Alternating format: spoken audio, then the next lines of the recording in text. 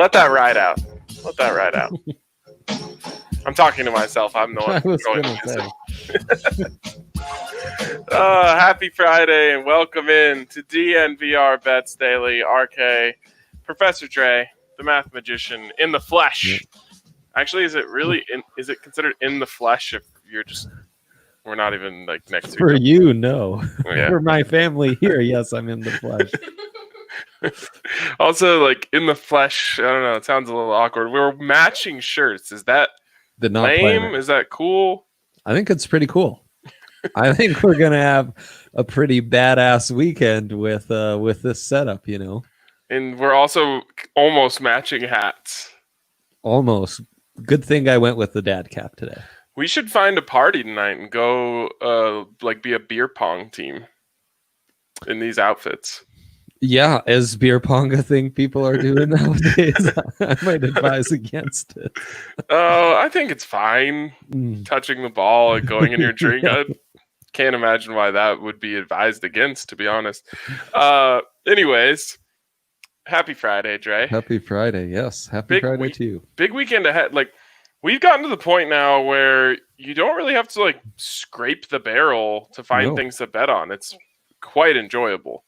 Yes. I'm still not having that much success. I went 1-1 on my Spieth props today. Beautiful. How'd you do? I went 1-1 on my obscure soccer bets. So Sporting Lisbon, easy win. I was even offered a buyout. It's the first time I've actually tracked this. I was offered a buyout like 60 minutes into the game because my team was up like 2-1. So it was almost offered my full winnings, but just under that to cash out then. Obviously, we're talking, minimal stuff on Portuguese soccer. So wasn't beneficial to me. Sporting Lisbon. No, of course not. I'm just saying it was fun to get that offer.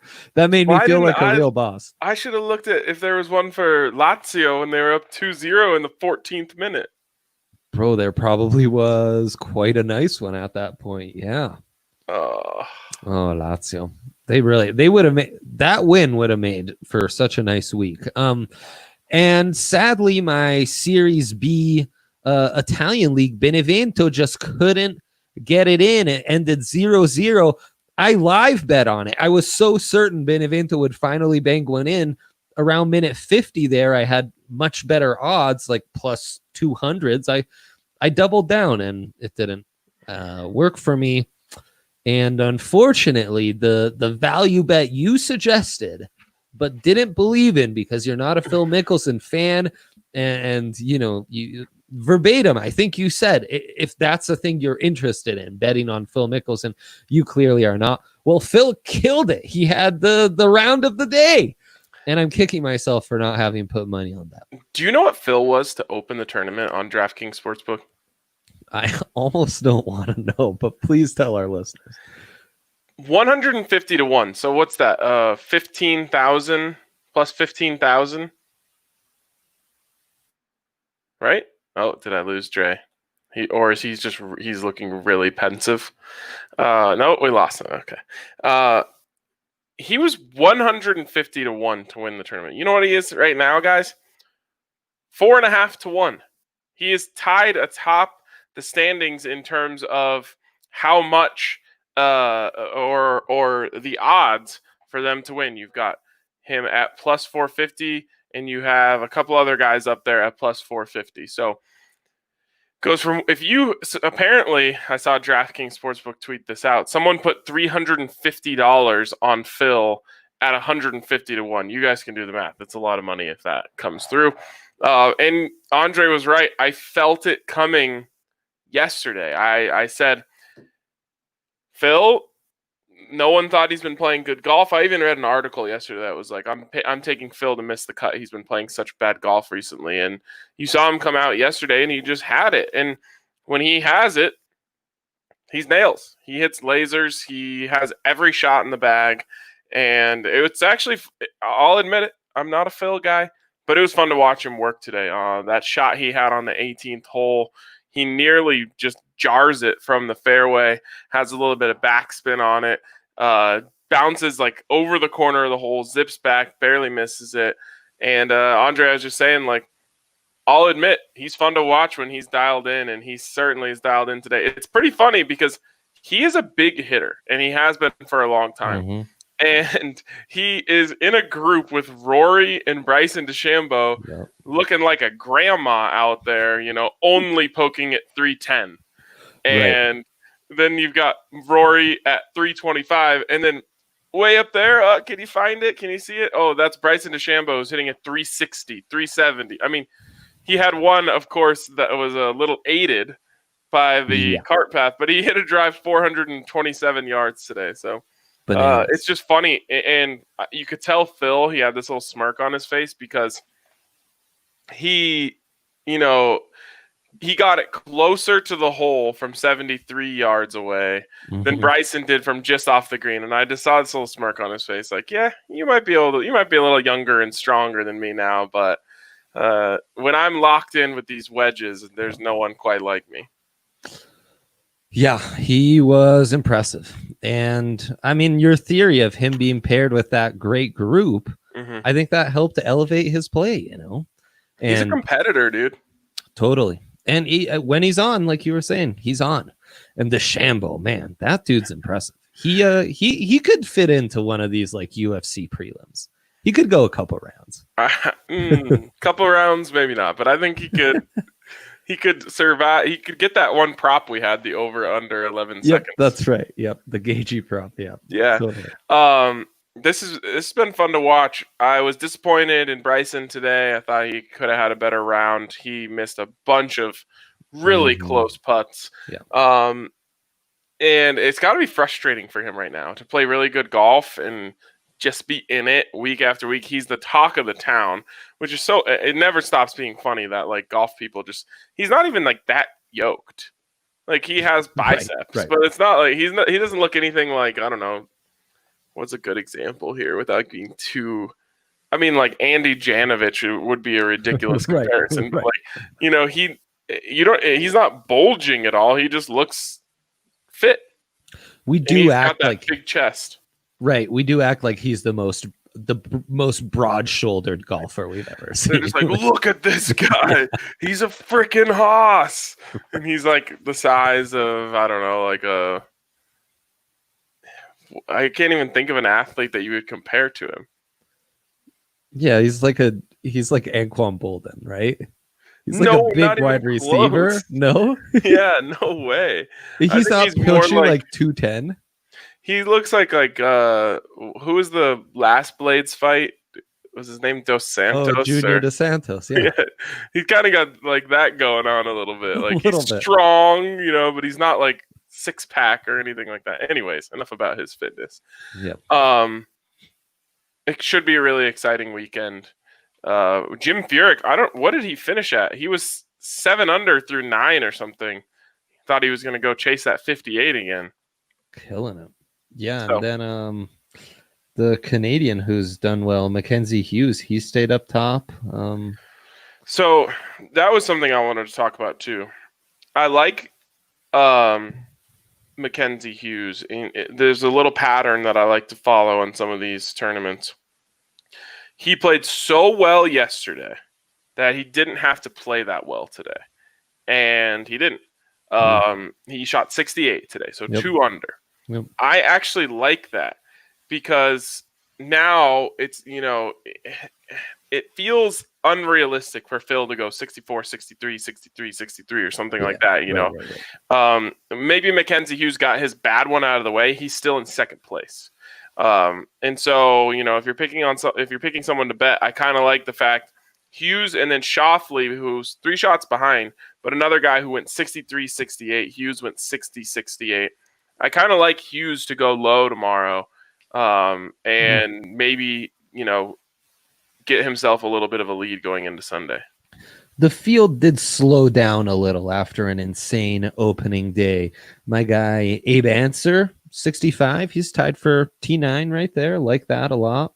Right in front of DeChambeau. Like that Dustin Johnson sneaking back in with a nice 64 on the day. Him and, kind of like DeChambeau and Justin Thomas for you yesterday. Those guys have all had a little bad luck on some of these putts where that picks up all of a sudden a 64 turns into like a 60, and how about really this? Lit the world on fire. If you're with me on the Mckenzie Hughes love, yeah, they've got these things called 6-shooters available on DraftKings Sportsbook right now, and the only reason I looked at them is because nothing else is available other than to win. Right. This is under the matchup 6-shooters. Basically, 6 golfers. You pick the guy to have the best score out of those 6. Mckenzie Hughes to beat Rory McIlroy, Xander Schauffele, Mark Leishman, Phil Mickelson, and Will Gordon, who was the surprise of the tournament, plus 750. That's better than Phil Mickelson to win the whole tournament. That's really nice. That's way better than like my Giant Slayer pick for Faroe Island Soccer, which I believe was also in the plus 700s. This I feel like is much more realistic, right? We've laid out how this can happen. That's a fun one to put down for your Saturday. That's a fun one. I might sprinkle that. Do I have a free bet laying around anywhere? Oh, I do. I used my free bet on an all-time parlay, Ryan. All-timer. An all-time parlay that didn't hit, I already know. Well, it's a long game. It's a long game parlay. Would you like to know, just real quick, my $3 free bet with this 6-pick parlay could pay off 37 grand. All we need to happen is for Barcelona to win La Liga. That's okay. They're just behind Real Madrid. It's within range. The Avs to win the Stanley Cup. We're all in on that. I have 2 other bets placed on that already. I'm not all in on any championship prop, but I know what you're saying. LeBron James to win the NBA MVP. This is my highest odds. A lot's going to have to happen in this 8-game stretch. The voters will have to get a little crazy, but I think it's within the realm of possibilities. Rafael Nadal wins the French Open. It always happens. Like, obviously that's happening. Ohio State wins the Natty. Oh my God, dude. And to close it out, all I need is Chris Froome to win another Tour de France, which he's already done many times. So easy breezy. I think this will hit. That's how you use a free bet, though, kids. No, it's not. I realize that you're trying to get like an average person's year salary on this, but you don't need to space it out over a whole year. You could, you could probably put together a parlay that ridiculous this weekend to pay you $37,000. I think I will, because one of my side hobbies has become telling my darling wife, who knows nothing about betting, how I've got a parlay going. And I placed, like $4, but it could pay off this amount. And she loves hearing how much it could pay off. Of course, I almost take joy in telling her when the parlay has ended, like, oh, Jessica, I lost. Sorry, sweetie. We'll have to try again next weekend. Maybe you should also, instead of like buying her roses, just buy her a lottery ticket, because that's basically what you're doing here. Buy her a sick parlay. This is all for you. You print out the card. That's right. She's like, what is this? You're like, Spurs plus 350, Curtis Blades to win in the first round. That'd be outstanding. I think that'll go over well, honestly. I think that would work. Yeah. Okay. So let's move on to the slate this weekend. Before we do that, big shout out to DraftKings Sportsbook, obviously the presenting sponsor of this show, and just, the official betting app of this show. You got to go over to DraftKings Sportsbook, and you can get a sign-up bonus up to $1,000. That's right. Sign-up bonus up to $1,000 when you use the code DNVR at sign-up. DNVR when you sign up.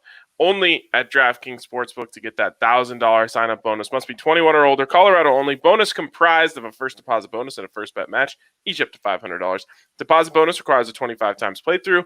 Restrictions do apply. See DraftKings.com/sportsbook for details. And if you have a gambling problem, call 1-800-522-4700. All right. Let's move on here as we get into the weekend preview. Where do you want to start here, Dre? Yeah. Top UFC? Of the card, bottom of the card. Oh, no. I assumed UFC. I thought you meant where on the UFC. Well, I mean, you've got UFC. I guess we just did a PGA pick. We've got EPL this weekend. We got all sorts of good stuff. Yeah. FA Cup even. Lots of stuff. Does anyone care about the FA Cup? Well, it's just more EPL teams to bet on. Is that like the Maui Invitational? If that helps you, it'd be, yeah, there is no comparison for the FA Cup in American sports aside from the MLS has their equivalent. But that's very like, I'm saying like, it's like, what's it worth if you win? Anything? It's a trophy to have claimed that year. Yeah, I guess to some extent it's the Maui Invitational. Okay, all right. But few people claim the Maui Invitational, you know. Oh, I mean, if the Buffs won the Maui Invitational, I'd be all about it. You would bring that up. Yeah. Okay, fair enough. Okay, let's go to the UFC card here, and I'm disappointed to hear how you feel about this because I thought I might be on to something, but we're gonna save the round robin underdog parlay for the next main card. The next what do you call those? Pay-per-view, brother. Okay, you just call it like the ones with the numbers that they just repeat once in a while. Right. UFC 251, you could also call it that. Yeah. Is it okay? 251. Yeah, there we go. We're gonna save the round robin for that because you don't feel like there's that many upsets on this card. Oh, actually, we are still going to talk about round robin parlays. Okay, there you go. I'm excited about that. Relative to what we've seen before in the UFC, I don't see a ton of upsets. They're kind of some lopsided fights. We have a lot of clash of styles. It's just not a lot of polished UFC level fighters either in the main card, which makes it a little harder to really like stomp the table for an upset. I will say the final two, the co-main and the main event, there I do think we could see some intriguing upsets. I'm even disappointed. Like, the last few weeks, I've been pretty nice at identifying a prelims upset I really like. In the prelims, I really like Sato and Pena here. Both the guys are over 200 favorites. Sato has actually climbed up because I think he's forced to fight against the replacement. We start the card early with Woodson against Erosa. That's another Woodson's going to have a huge advantage in that fight. Erosa just got kicked out of the UFC, got back in. Woodson instead is undefeated in his career, kind of a bright up-and-comer. This heavyweight bout, if I have my my theory of heavyweights is the division where you really want to kind of hit the upsets. Well, Linz Bozer, two guys who I think have combined 4 UFC fights. Linz is the more intriguing one, who I think could be a little more spectacular with a reach advantage as well. They're even here, though, so you can't even hunt value in that one. That's an intriguing one because to go the distance, you're getting a little value. That's maybe the only one where I think, no to go the distance. That's plus 150. That could happen. They could get a little crazy.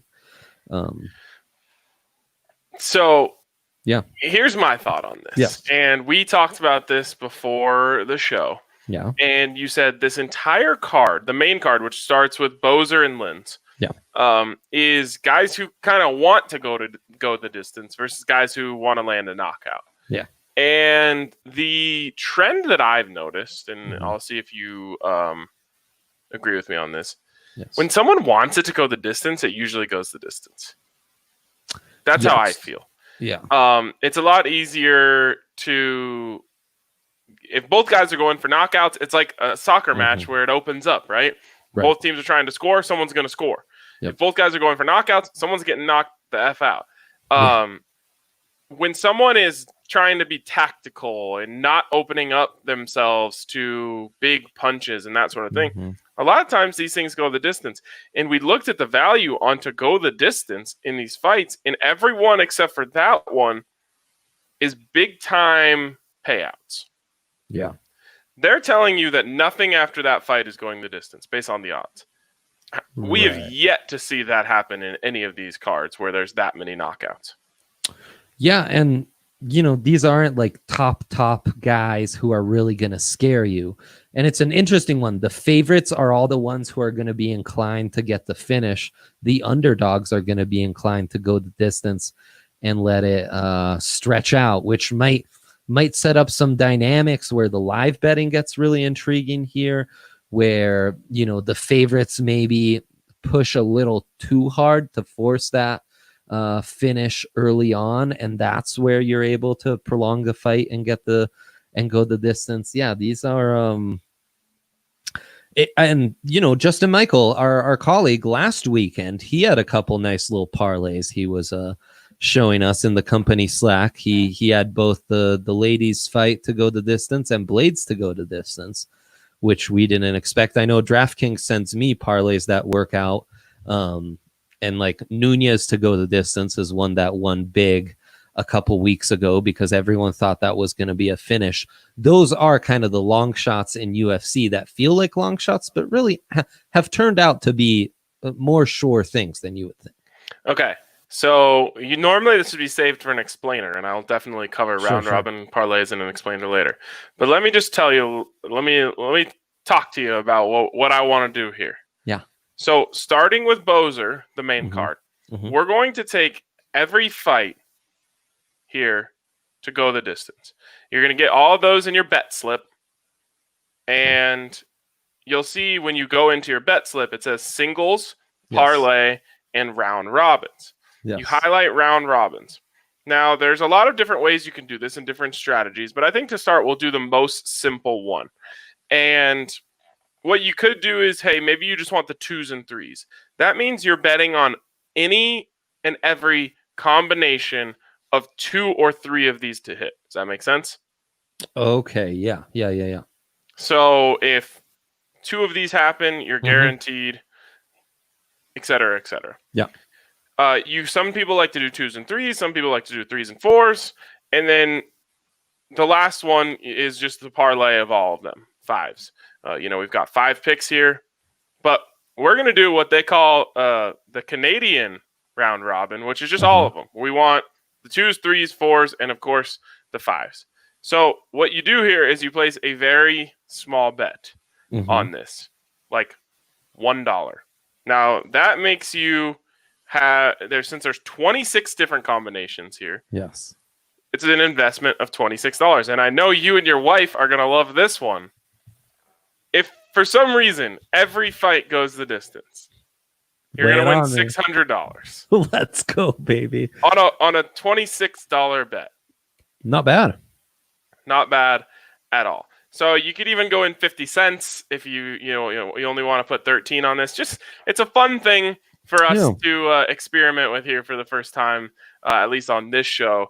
For those of you who want to implement this in different areas, where I learned about it was from a buddy of mine who likes to do it on underdogs in the NFL, and most specifically home underdogs in the NFL.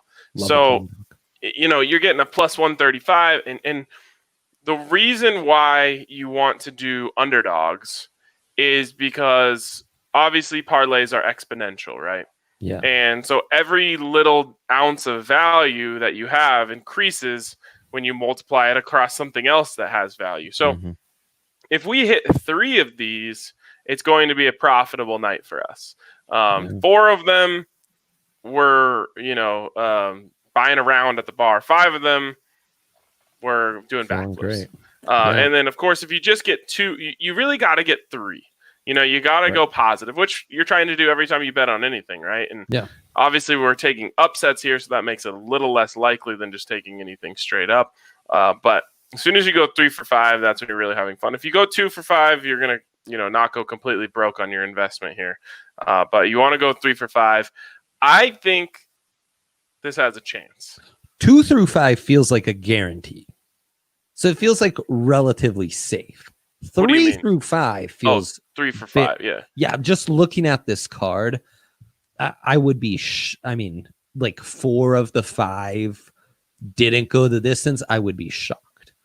I think, I think 3 of 5 going the distance is very likely. So this is nice. I think you're being gifted a decent amount of value with all these. There's just so many unknowns. This is really like what's happened so far in the UFC is Dana White has absolutely stretched out the talent he has available to him in North America as far as he can. This is the last fight in the UFC Apex. Next weekend will be the first weekend in a long time we don't have UFC. And then it's the pay-per-view fight on Fight Island, where they're able to have a lot more international talent, which has kind of, because of travel restrictions, kind of had to sit and wait. So, he was able to get a great main event, and then he's just piecing together the last of this. And that's why we have these kind of unique circumstances set up with a lot of like intriguing fighters fighting guys that it's like, show me something. These big underdogs, they're all show me guys. There aren't guys where I'm like, well, he's a big underdog, but he's got this style of fighting and he's really intriguing for this, that, and the other. It's maybe a guy in the next fight, Brendan Allen against this Daukaus kid, Kyle Daukaus. Daukaus has submitted every fight he's had, except for when he was on Dana White's Contender Series, where he fought slightly higher level competition, and they went to a decision. That concerns you against Brendan Allen, who's more athletic. He's going to search for the finish, lots of movement from him. But this is another one. I think this could easily go the distance. Villante Green here, another heavyweight fight. Maurice Green has the clear advantage for me as a big favorite. Villante is going from the light heavyweights to the full heavyweight division. He's been nothing but split decisions the last 5 fights, barely won 2 of those. Just doesn't scare you. Okay. You know what a split decision means, though? The distance. It does mean the distance, which is why I'm excited about that one. Yeah, 2 heavyweight fights on this card. Neither one really too concerned about going the distance. Okay, now we got to the co-main event. Bro, this Mike Perry guy is insane. Like, he's already kind of a crazy fighter with like tattoos on his eyebrows and stuff, which, do you, like, no shame here. I wear sunglasses on a live stream on the regular, so like no judgments. He has his girl recently got divorced, has this new girlfriend. She will be the only person in his corner. Her MMA experience, is that like metaphoric for his life? Like, he got divorced and now this new girl is the only person in his corner. I think it kind of is, and I think that's not lost on him. He's I heard an interview where he went on a crazy rant about the haters and stuff. And yeah, her experience is she wrestled in high school, but he explained it as he wants her there because it's one of the best seats in the house, and why bother having his coaches there? He knows he's gonna whip oh my god, Mickey Galls. But say something like that. Now, yeah, the Galls. If you want an upset, the Galls are one to bet on for sure. So Mike Perry's a big, and this is a classic. Like, Mike Perry's kind of the stockier fighter. He wants to get within range, and he's gonna force the TKO. But the dude is obviously not using his best judgment. And Mickey Gall, on paper, he's got the size, he's got the reach advantage. He's an athletic up and coming kid. Perry's just been tested against much better fighters in the UFC. Does that mean he's won? No, it doesn't. He's been whooped by those guys. Gall has a big chance here to make a name for himself as a co-main event. This is an upset I might sprinkle. I'm all over it. Give me Mickey Gall all day. Right, like just the instability of Mike Perry and the decisions he's making. It's good value when you're getting Gall in the plus 200s. I mean, after last weekend when Roxpoff's corner was like actively against him, maybe it is a smart idea to have no coaches and only people who care about you apparently in your corner. So I'll give him that. But this seems like he's literally telling us that he's overlooking this fight. And yes, you're right. I'm going to go ahead and say that that's not a good idea when we're talking about getting punched in the face. Yeah, a fair point. And if he was in trouble, who's there to, not to be insanely insensitive, but with his girlfriend who doesn't really know much about MMA, betting on this going the distance is a smart bet, because if he was in that situation, she's not going to know, like, oh yeah, it's time to throw the towel. Like, he's clearly not He's clearly not thinking straight. Again, this is Mike Perry. It'd be hard to identify when he is thinking straight, considering the decisions he's made thus far. The question would be what type of power she has to throw the towel, because I actually think it would go the other way. You might be afraid that she throws it early. I know if I was in a fight and my girlfriend had the chance to throw the towel in, she would do it as fast as she possibly could to get that thing over with. So maybe it goes the other way around. But maybe he tells her, like, you don't get to throw. Like, if she's not an experienced coach, she's never coached before or cornered before. He's essentially like representing himself in court. He sure is, brother. He sure is. So he's going down. He's going. I don't like that. Mickey Gall has to take this as a personal insult. Yeah, and just be like the calmer dude. Just like kind of feel out the storm, and you can make adjustments and stuff. Count me in on Mickey Gall. Let's go.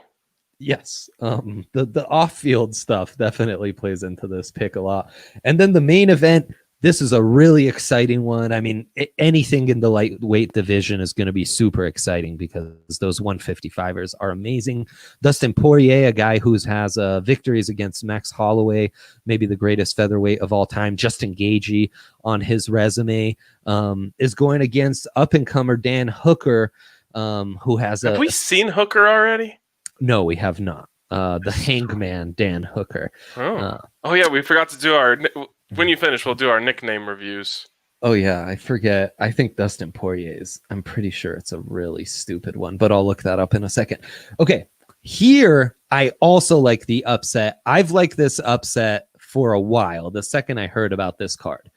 Now, to some extent, I don't love Poirier, so I don't want my non-love for him to influence me too much. But here's the thing. Stylistically, Poirier has been the type of fighter I've gravitated to before. Great striker, great power, a guy who's going to try and get you within range and really unload some combos. And he's got a nice jiu-jitsu background, so we like what he can do on his feet. I like those guys, right? Mm-hmm. The kryptonite to guys like those are two types of fighters. One is the wrestler who he doesn't care what range we're fighting at. He's going to take you to the ground and pound you. The other is the long reach kickboxer. And that is what Dan Hooker is. Oh, I love kickboxers. Love it. It trains out in New Zealand with guys like Volskoy and Stylebender, two champions in their own divisions. And it's because that style is so hard to beat. He's going to come in there. I swear he's going to unleash like 5 calf kicks on Poirier before the fights even start.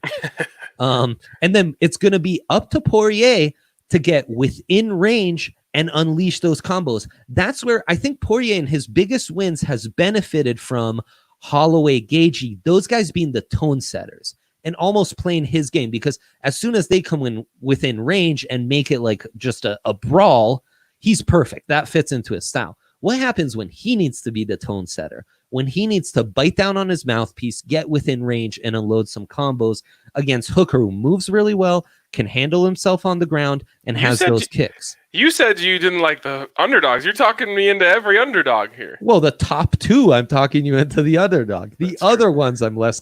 The other ones, I would say, Daukus? Whatever, go for it. Daukus? Yeah, Daukus. Big underdog. Daukus. Yeah, dude. Daukus is a guy who, once he steps on the ring, you'll be like, bro, you had me bet on this guy. Daukus is not your style. I would stay away. But Mickey Gall, and I really like Dan Hooker, and I think he's just gonna, at range, kick, then back off. Kick, back off. So he plays into our. He wants to make this a 5-rounder. So yeah, there you go. I love this. This is a good reminder. In my opinion, and some people, do this as a way to make money. I'm just doing this for more entertainment. I say it every time. I'm like, if I sit down tonight and I lose $25 and I had way more fun than I would have, that was a $25 well spent. That's why I want to bet on Dan Hooker here, because I'm like, I love watching these kickboxers. I don't know what it is. Usually, chicks dig home runs, but I love watching them hit singles.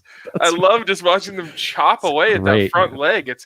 It's so maybe it's because one of our early fights we saw someone just absolutely destroy a leg, and it was like right. It was just I love the strategy of it. It's like, how are you going to come attack me when you can barely stand on your front leg? It's fun to watch. So, anyways, let's go to the nicknames real quick. Okay, nickname review. If we truly feel good about these, hold on.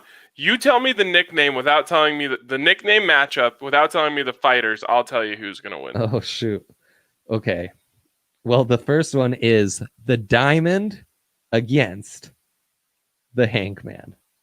Oh, you already told me that. I know, the Hangman. Sadly. But objectively, the Hangman's so much better than the Diamond. It is. Like, the Diamond is like you just Googled fighter nicknames and picked the first one. But accidentally misspelled fighters and you got strippers. Mike Perry is Platinum. You're not supposed to tell me. I'm sorry. Well, Mickey Gall, I don't have a nickname for you. So there's no nickname for Mickey Balls Gall? Yeah, not on Mickey. Maybe that's it. Not on ESPN where I'm looking at least. Okay. Oh, so what do we have in them? We don't have one. So what was Mike Perry? Platinum Perry. That's pretty legit. Mike Platinum Perry. Yeah, for a guy who's as off his rocker as he is, I guess. Do you have other ones? Anything on Allen and Daukaus? Let's try it. Okay. No. See, Daukaus is such a small name that we don't have his nickname on some of these. I should just look up. Yeah. Okay. Well, it was fun while it lasted. Thanks for screwing the whole thing up. Anyway, I believe the last thing we have to chat about here is the English Premier League. Anything you like in the Prem this weekend? Oh yeah, just a couple picks on European soccer. No, just a small weekend slate for you. We have FA Cup and Premier League. I'm going to start with I like Manchester United at Brighton. And I've been betting against Brighton and haven't learned my lesson. I'm going back to the well. I'm getting Man U at -137. Love the way those guys are playing right now. And it's on the road. So I'm getting value gifted to me because it's on the road, but road games don't matter anymore. So there you go. That's FA Cup or that's real soccer? That's regular Premier League soccer. Ryan, don't know about that. DK sent me the stats, and this really popped off to me. In the Bundesliga, our beloved Bundesliga, we have Leverkusen against Mainz 05. The public is pounding the plus 550 tie here. 86% of the money is going on the tie here. Why? You're intrigued, huh?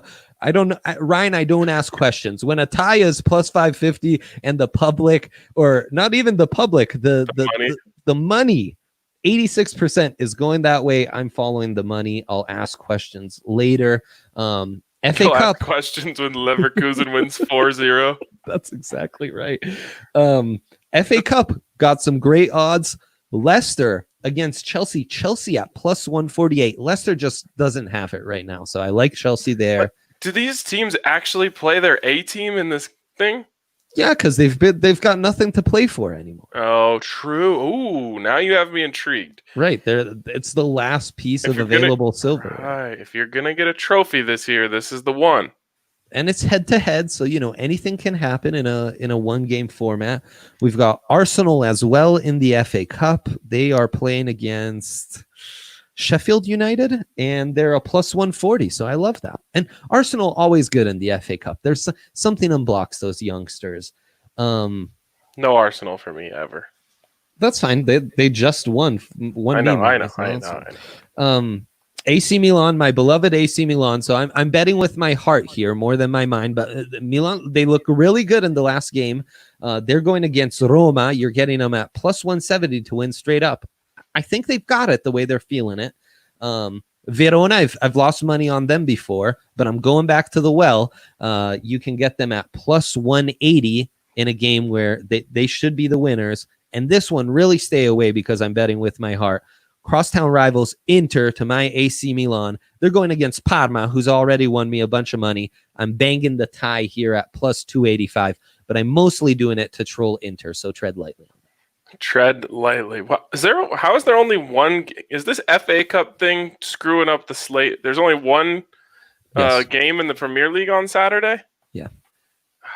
I'm not okay with this. I know. Well, I've got a pick for you, and I also have a question for you. If I wake up at 5:30 tomorrow morning to watch Wolves, do I get like an official card or something sent to me in the mail that's like you're a true fan now? You would have to ask the Wolves people. I'm sure. The pack. I'm sure they'd hook you up. The pack. DK. They've been hammering the Wolves on that line, by the way. So that's what I want to do. I want to hammer the Wolves. 5:30 a.m. kickoff. Whatever. They're taking on Aston Villa. Aston Villa has been atrocious this year. That's right. And Wolves is going to just do a number on them. I'm thinking 3-0 plus. Nice. Thank you, Michael. Can you get Traore? Is Traore going to be the first one to score finally in that one? He's diming people up. He's a pass first point guard. Yeah, so if you could get him to have an assist, I don't know if they ever do those. No. But player to score, to get a red card, to give an assist. Here we go. I love betting. You can always bet on something. Oh, that's so great. Adama to have an assist plus 250. Oh my God. Bang it home against Aston Villa's poorest defense. Please. Who's going to keep up with him on the wings? No one. Exactly. To give at least 2 assists. Now we're really talking. Plus 1,600. Well. That feels ambitious because like you get one and then you're spending the whole game hoping for another. Just get your plus 250 on getting one and be happy. Yeah. Okay. I like it. All right. So how many picks do you have this weekend? 65? I mean, it depends how we break down all the UFC. Well, really, our little round robin. 2 and the round robin, right? The crazy thing about the round robin is that's worth 26 picks. So are we going to measure it? May I suggest that if we go 3 of 5 on that, it should count as a win. If we go 4 of 5 as 2 wins, 5 of 5, 3 wins. And 2 of 5 is just a loss, and 1 loss. 1 of 5 is 1 of 5 is definitely a loss. 1 of 5 is 2 losses. Yeah. 0 of 5 would be 3 losses. Okay. All right. So all right. I'm in. Makes sense. Even though there's only 1 total unit on this, I'm still in. It sounds fun. Maybe 3 of 5 is 2 wins. You said. No, 3 of 5 is 1 win. 3 of 5, 1 win. Yeah. Okay. All right. And then we've got the 2 upsets in UFC. So we've got basically a range of 3 to 5 with the UFC. And then I'm down for 6 European soccer games. Easy breezy. All right. I've got Wolves. So I'm actually counting here. And I'll be expecting PGA updates from you during the weekend. Right. You're at home. You'll be texting. You'll be watching golf and giving me live bets to place. Oh yeah. Okay. Except for on Sunday, I'll be on the golf course. That's what I do.